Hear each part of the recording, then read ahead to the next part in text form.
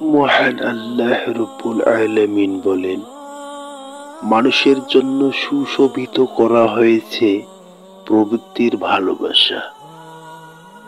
নারী, সন্তানাদি, রাশি রাশি সোনা রূপা, চিহ্নিত ঘোড়া, গবাদি পশু ও শস্য ক্ষেত্র, এগুলো দুনিয়ার জীবনের ভোগ সামগ্রী।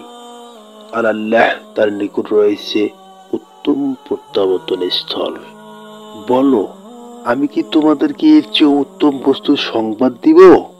যারা তাকওয়া অর্জন করে তাদের জন্য রয়েছে তাদের রবের নিকট জান্নাত, তার তলদেশ দিয়ে প্রবাহিত হয় নহর সমূহ, সেখানে তারা স্থায়ী হবে। আর পবিত্র স্ত্রীগণ ও আল্লাহর পক্ষ থেকে সন্তুষ্টি। আর আল্লাহ বান্দাদের সম্পর্কে সম্যক দ্রষ্টা।